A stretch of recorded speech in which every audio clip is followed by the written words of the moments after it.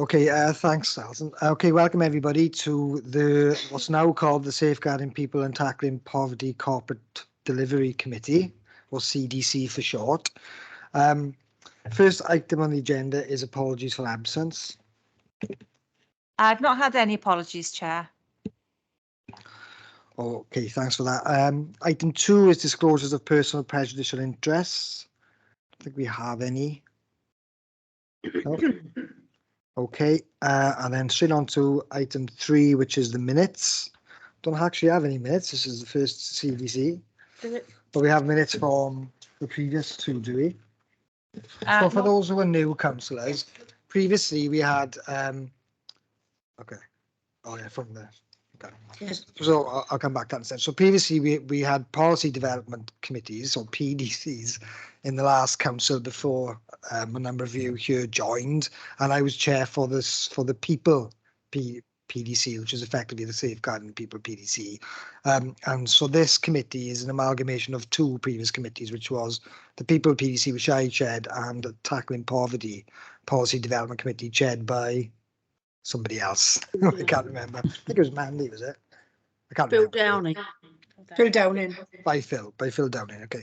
So so that's kind of where we are. So the only minutes that we've got are from when the committee was formed after the last council, if you remember. So is everybody okay with those minutes? Somebody happy to move those? Thanks, Jan. Jan's moving. Somebody happy to second those? Rebecca? Yeah, Rebecca's will second. Thanks very much. Yeah, okay. Can we show of hands? Everybody happy with that? Yeah. Your hands up if you're approving the minutes of the last meeting. I've seen it, I haven't seen it. They're in the pack. In the pack. They would have been emailed. There's simply the meeting, Alan, from, I don't know if you were in the council last time. It was simply when the committee was formed. So we just all stood up and elected a chair and things like that. So there's no real minutes as such, only the record of that. But you can abstain if you want. Can we do that again? Can we do a vote again? Yeah. Can we have show of hands again, please, to approve those minutes, please? That's great. Thank you. Thanks, Alison. Okay. So item 4 is terms of reference, which are just for information. So you'll find those on pages 2 to 3 in your pack. Okay. So there's no presentation on that. They're literally just for information purposes. So that's fine. And then we move on to item 5, which is the annual review of the People Policy Development Committee Work Programme 2021-22. So I'll bring Simon Jones in to talk us through that in a second. But just again, for those, before we do that, I think it might be useful at this point to do a little round of introductions, because I know some people are new to me. I just looked you up, a couple of you, on the council website. So Andrew, do you want to go first? If we do the people in the room first, and then we can do the people on the computer second, if that's all right. So Angela. Yes, certainly. Hello, I'm Angela O'Connor. I'm councillor for Mumbles Ward, 1/3 of Mumbles Ward. Thank you. Good afternoon. I'm Amy Hawkins. I'm the head of Adult Services and Tackling Poverty. Thank you.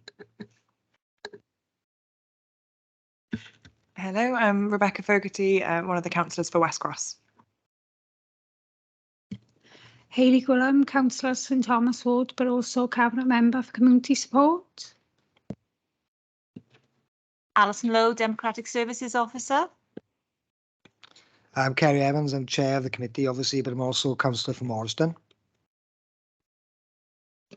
Yes, it's Alan Jeffrey, yes, Uplands Ward councillor. Yeah.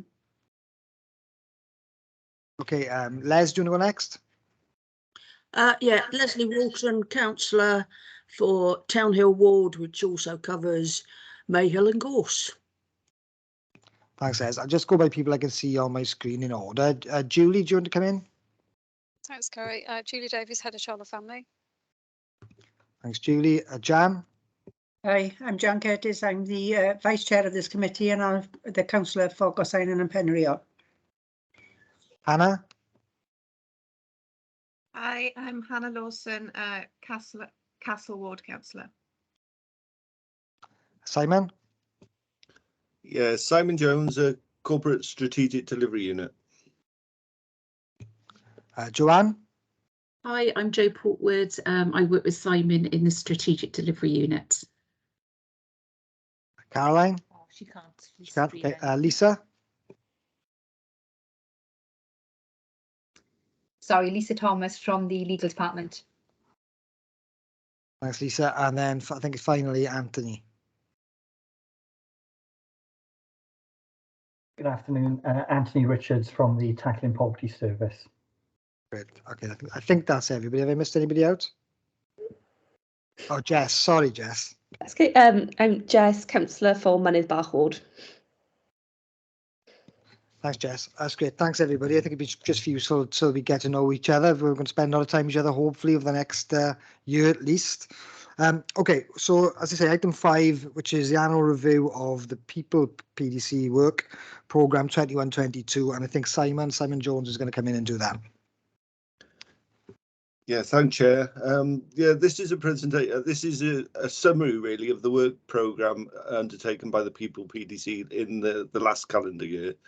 And really, it's I mean, the work was done in the context, obviously, of the pandemic, really, wasn't it? And I think one of the areas that the group was tasked to look at was coming out of the pandemic in terms of the recovery plan and how that would be applied within the area of people, social care, communities, and I guess, you know, at the time the pandemic was still going on, and we had a number of obviously peaks after that during that time as well. So but the 4 areas of work that we focused on in the group were young carers, employability, the volunteering strategy for Swansea, and children and young people's rights. And I guess, you know, looking at those as 4 areas, I mean, it is really about the policy context of the Future Generations Act. It is the Social Services and Wellbeing Act,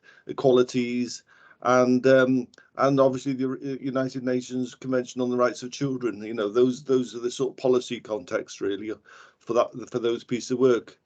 I think we were also touching on looking at another area around how financial assessments are applied, but the report really covers the 4 areas that I've mentioned, and it takes the question in terms of what it is being looked at really as a challenge in terms of you know, complex policy area. What was the value the committee added to that process, and you know, what was the outcome of those discussions, and then is there any outstanding areas of work that, you know, we need to think about moving forward?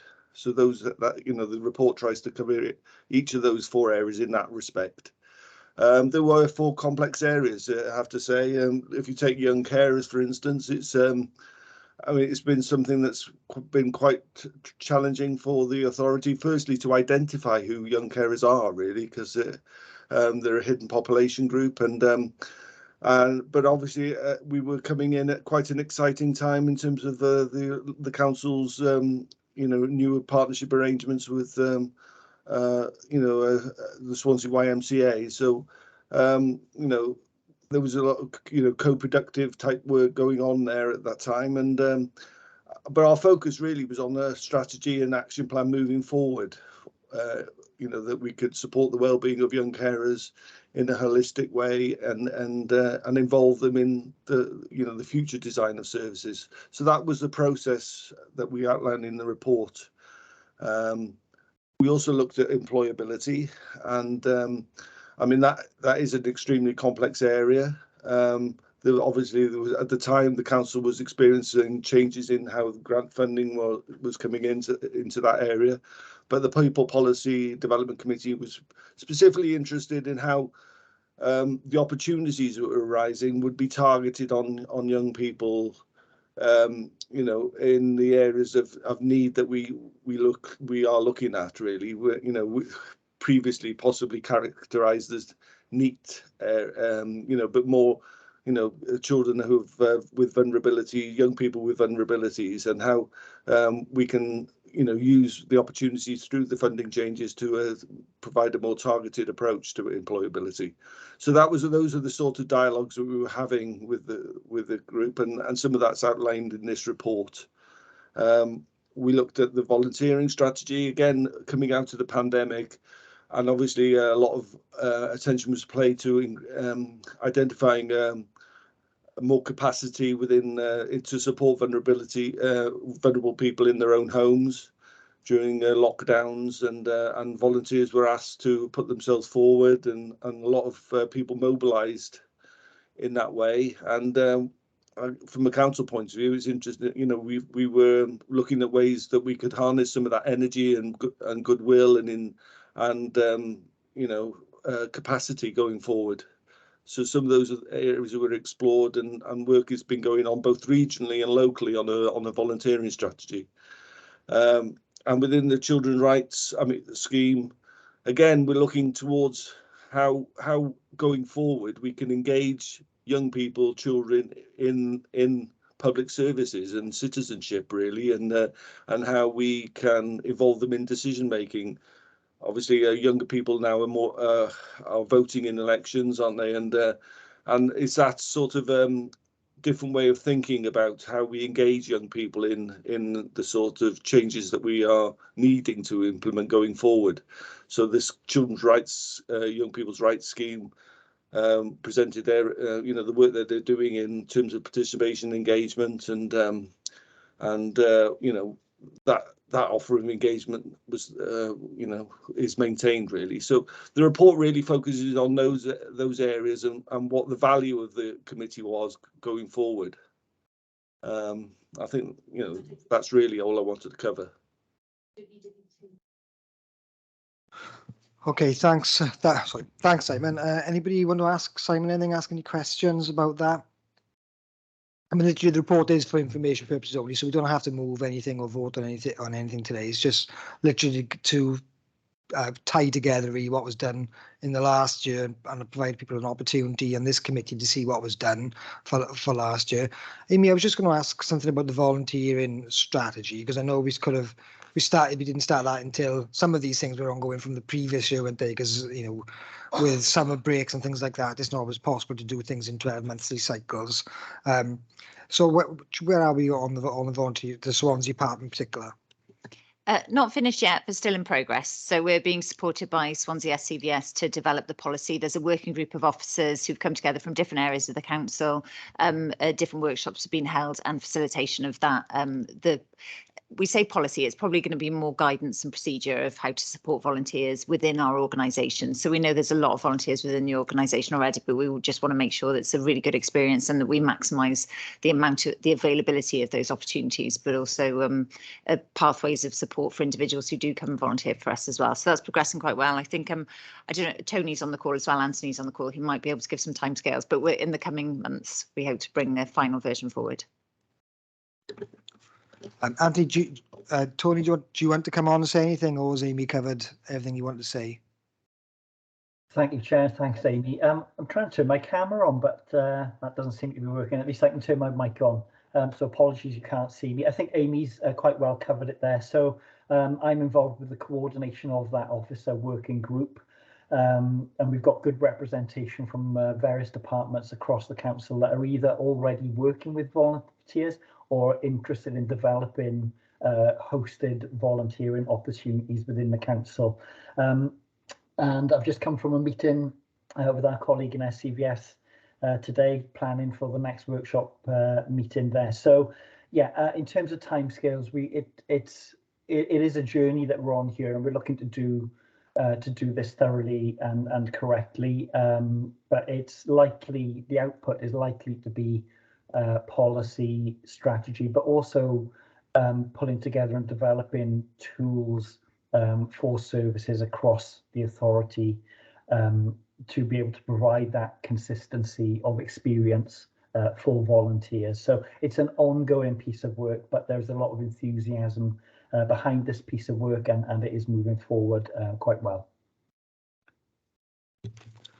That's great. Thanks, Tony. I mean, as a committee, we'll come on to look at the work plan in a bit, but it may be something that we want to still continue to have some oversight of, seeing as we've been on that journey with with everybody around the development of the volunteering strategy, and it's a really important piece of work as well, isn't it? So it fits very well in with kind of sort of the political agenda as well in terms of the cabinet and things like that. So I mean, I think that's something we can discuss as a committee. Obviously, that's a decision we make ourselves around that, but we'll come back to that. But thanks very much, Simon, and thanks Amy and Tony for coming in on that as well. So really appreciate that. If there's no other questions, yep. Could I just raise a comment really rather than a question? I noticed you're talking about tackling poverty here, but homelessness didn't seem to be mentioned at all. And that seems to be quite a significant feature within the city itself. Having been involved in it for several years myself with St. Mary's Church at Central Swansea. I wonder what the, what is our role as a committee in terms of homelessness, which leads to things like drug abuse, alcoholism, and so forth. Yeah. Thank you. Yeah, I mean, I probably can handle that, Alan. I mean, I think that'll be for us to determine really what we want to focus on in our work plan for the coming year. So obviously, Simon's providing is a summary of the work that was done in the previous safeguarding committee, of which tackling poverty wasn't part of our remit. So what Simon's covering wouldn't have covered homelessness, although we might have crossed over into it in some ways. So that's why it's not been mentioned there. It might be mentioned in what was The next agenda. Yeah, the next agenda item. Joe Porter's going to be, so it might be mentioned then, Alan. But in terms of the next year, that's for us to decide really what we want to talk about. But we'll cover that in item 7. We'll come back to looking at that. Okay. Okay, great. Thank you. Okay, so on to item 6 then, the annual review of the Poverty Reduction PDC Work Programme 2021-22. And I believe that Joe Porter is going to talk us through that. Joe? Yeah, great. Thank you, Chair. Okay, so what I'm going to do is just present some of the sort of key achievements and the highlights from the Poverty Reduction Policy Development Committee for the last municipal year. So there were 7 sort of key areas of work. The first was around the development of promoting affordable credit policy. So this culminated from a couple of years of work of the committee working to develop this policy. And essentially, this was all about trying to sort of prevent and discourage people from, opting for high cost lending, particularly vulnerable people in terms of going to sort of doorstop lending and loan sharks, and trying to encourage people and make people aware of sort of low cost options offered by sort of a credit union and other similar organisations. So the draft policy was developed, and I think it went to Cabinet in February this year. So that was a successful sort of culmination of that area of work. But like I say, it's been discussed and developed at the committee over a couple of years. The second key area was the revision of the Tackling Poverty Strategy. Now, this was really just sort of the start of the revision of the Tackling Poverty Strategy, and there's a lot more work to do on this, which I'm sure Amy and Anthony can talk about. But we took the opportunity to bring the current strategy and the draft priorities for how the tackling poverty can change, really, to incorporate some of the new things we need to do in terms of responding to the COVID pandemic. So that draft policy was presented to the committee, and they made a number of suggestions about how that could be improved. So, for example, including references to higher education and vocational training and support for people experiencing poverty during the COVID pandemic. It is at a very early stage because the team are very keen to use co-production in terms of the development of this strategy. So it could be a good piece of work to be involved in it in terms of sort of going forward. So it was a very sort of like early sight of the draft document, really, for the committee to feed into. The third key area of work that the committee looked at was the development of a corporate personal debt policy. Now, this is not about sort of business debt, but it's more about sort of how the council develops its approach to dealing with individuals that might owe the council money, whether that's non-payment of council tax or housing arrears school dinners, any sort of money that's owed to the council, because again it was felt that, you know, research has shown that people that sort of owe the council money perhaps in one area for non-payment of council tax are likely to have multiple debts. So the idea here was to develop a policy that was very fair and sympathetic to people, whilst also trying to balance the fact that we need to sort of recover those debts.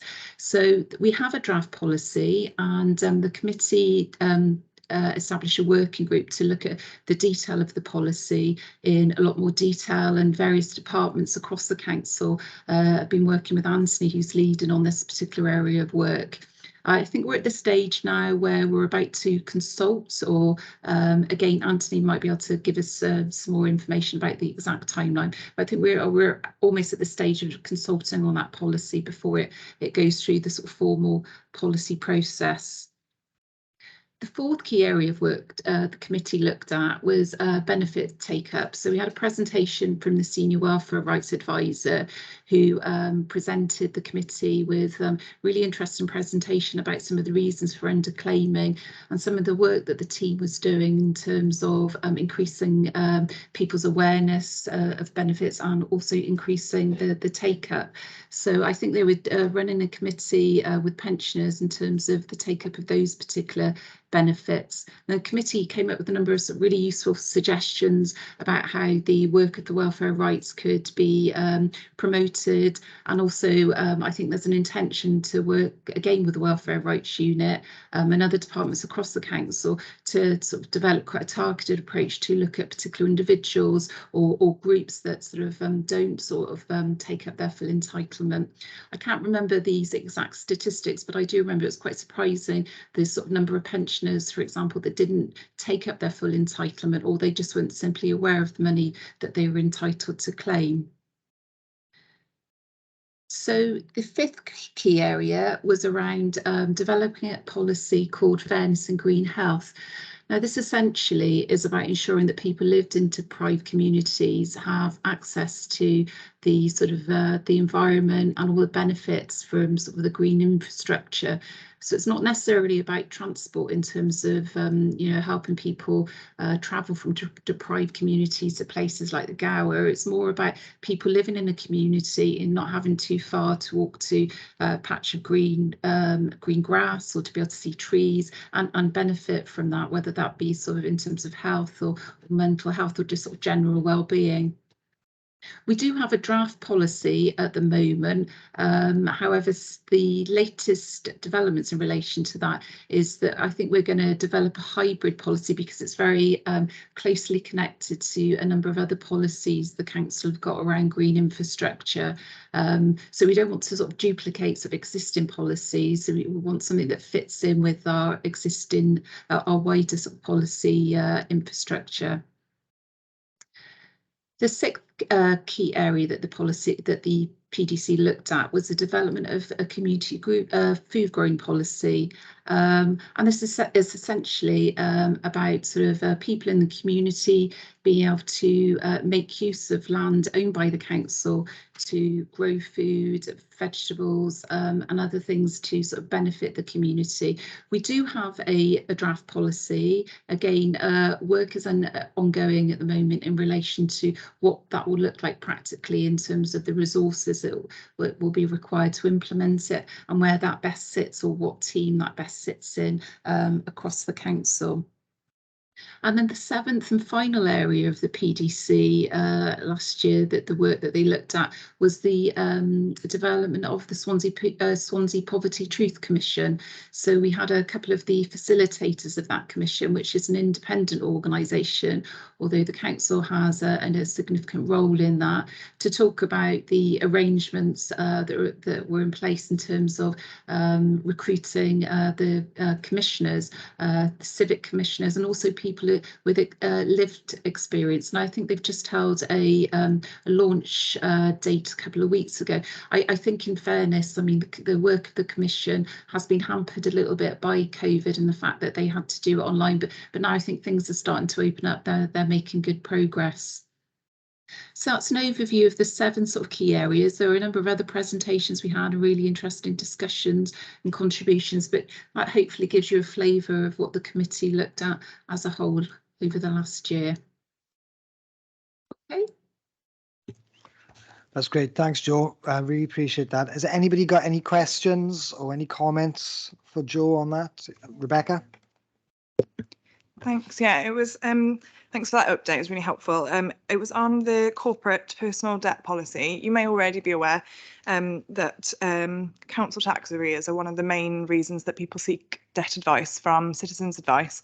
And they are launching a report next week about that issue specifically. And it seems very timely, as you mentioned, that you're about to consult on that policy, and that's the most up-to-date research, I think, that will be coming out. So I just wanted to flag that and make sure that we're aware and we're feeding those findings into whatever it is that is our final product.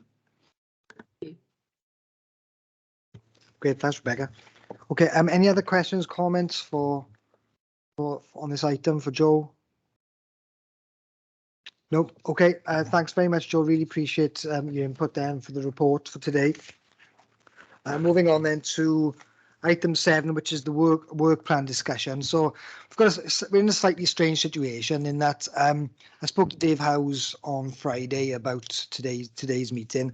And one of the things that we're having to wait for before we can really formulate what our work plan is going to be for the next year is I think council's on the 7th, is it? Yeah. So there's a new structure supporting the CDCs, which is why they're now called corporate delivery committees rather than policy development committees, where there's a body that will sit above the CDC and kind of provide structure and provide support and some direction to us in terms of what we'll be looking at, really. And that's tied in kind of with the manifesto and with corporate priorities as well. So last time, that structure didn't exist really, and it was kind of down to the committees to come up with their work plans kind of organically from within this room. So there's a slight change in structure, but that's going through council on the 7th. So we can't really agree exactly what our work plan is going to be until the next PDC effectively. Normally I would have done some work prior to this meeting with key officers and cabinet members around what the priorities would be, but we can't do that until after the 7th this time round. So because of, which is fine because we need to get it right at the start, I think, and really help us as a committee to do our work for the next year or 9 months, whatever's left. So that's where we are. But I did have a chat with Dave Howes on Friday around some of the items that we could do, and again that'll be for us to decide. It's not for me to decide as chair; it's for us to decide as a committee about what road we want to go down. Previously, the PDCs worked slightly differently, so and you can see that from the presentations today, I guess, in the sense that we kind of worked on 3 a year. I think it turned into 4, but one came on quite lately, which is the children rights scheme. So we've worked on 3 items, which are bigger items, and then tried to deliver on those. Whereas as you can see in the poverty one, I think there's up to 7 items, and some of the PDCs have worked like that with kind of more of a rolling work program as things develop. So I spoke to Dave, and again, it's for us to decide, but his preference was for us to concentrate on 3 items that could be really beneficial in the areas that we're covering. So 1 item maybe that affects adult services, 1 item around children's services, and then 1 tackling poverty policy agenda item. So he suggested we could look at things like for adult services, care at home, particularly for the older population because of the impact of COVID and the ways of care has changed and the demands obviously on adult services. For children's services, looking at workforce capacity and how can we do things differently given that we're unlikely to have a surge of social workers qualified social workers coming through anytime soon, and what can we do about that? And then in terms of tackling poverty, he suggested looking at cost of living issue that everybody's facing really, but particularly those living in poverty, and looking and trying to develop policies to ensure that the work the council is doing is in fact mitigating the impact of some of that. So that was his suggestion. We don't have to take on those suggestions. We can wait until the next PDC really and see what comes out of council on the 7th. Yeah, I'll bring you in now, Les, in a second, and go forward from there. Les, do you want to come in? Yeah, thanks, Chair. A couple of things. I get the impression that all the outstanding work will carry on and will be completed, because I mean, particularly from the Poverty Reduction Committee, we started, as you've just heard, an awful lot of pieces of work, and I think we did a lot, and they're all well worth finishing off. So I'm guessing the answer to that is yes. The other one, just on the topics that we're going to look at, I appreciate the main thrust is going to be from the committee above, directing traffic, as it were, but are we going to be able to feed in some of our ideas? You know, do we know exactly how that's going to work? Thanks. Yeah, yes, Les. So my understanding is that what we'll get is a kind of a framework or some broad ideas of the areas that we can focus on, and then as a committee, it'll be up for us to decide then exactly with help with officers, which is how it always works in the committees, really, with some advice from and recommendations from officers about how we do that. But ultimately, it'll be for us to decide exactly what those items are, and that goes for what you said in your first point about the sort of crossover from the last PDC. I think the volunteer strategy is one from the people at PDC that I would like personally, that we can continue to be involved with in some way, because it's a really important piece of work, and equally some of the tackling poverty stuff as well. But again, that's for us to decide, really, and that'll be kind of the focus of the next PDC. Is that okay, Les? Yeah. Thanks. Okay, anybody else want to raise anything or ask anything procedurally or otherwise? No, I can't see anybody. Okay, so so it's a bit of a strange meeting today, really. I kind of just the only other thing I wanted to ask for moving on to item 8, which is the date and time of meetings. Previously, the two committees are on different days. So our committee used to be on a Wednesday at 4, and the Tackling Poverty Committee was at this time to the Mondays at 3:30. Are we happy to carry on with Mondays at 3:30? I'm fine with that. It doesn't make a difference to me. But if just from a committee member point of view, are we happy to carry on with that? Is that an okay time? Do you want to come in, Rebecca? It's so difficult, isn't it, to find a time that's actually going to work for everybody. I will say that the 3:30 time, for those of us that work, it has been a push to get here. So 4 o'clock would be a bit better, but, you know, happy to go with the majority, really, because it's going to be impossible, isn't it? Yeah, I mean, half an hour doesn't make a difference. Really make a difference to me. So I'm happy to move it to 4 o'clock, and that's what I've been used to in the past. Is everybody happy to go with 4 o'clock rather than 3:30? Just does provide people with work and with children. I can see show of hands. All happy with that? Yeah. Yeah. Yeah, I know. Yeah. All right, thanks, Angela. Okay, no, that's great. That's fine, Rebecca. So we'll move up. We'll move it to. We'll keep it to Monday, but we'll move it to 4. Yeah. Great. Okay, that's grand. Okay. So the next. Do you want to come in, Al? The frequency then of the meetings? So the frequencies are always once a month, but we have a break in August, so there's no meeting in August. So the next meeting is Monday, the 25th of July, but it'll be at 4 p.m. Yeah, all okay with that? Any more for anyone? Any questions, comments, thoughts at this point? If not, can I just thank Just you in all? advance, Kerry, I'm away Yeah. on the 26th of July, so I'll have to give my apologies. Sorry. Okay, Alison will make a note of that now, Jan. Yeah. Okay, just to say thanks very much for your attendance. Thanks to all the officers for your support as usual. Thanks to Alison for her support in democratic services, and hopefully see you all next month. Thank you. Thank you. Bye-bye.